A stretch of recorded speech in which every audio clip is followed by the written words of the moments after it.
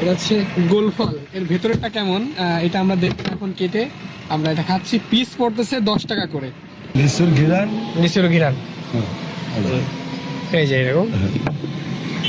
শিখেছিলাম আমি সারা পৃথিবী ধরে। হ্যাঁ, আমার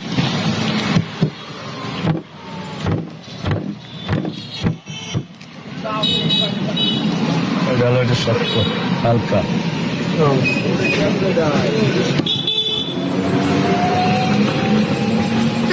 এমনি কোবাই লোকে আনেন কোন জায়গা থেকে?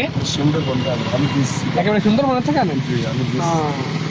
আমার সার্বে ঘর কাজ সবচেয়ে ভালো মিষ্টি হলো।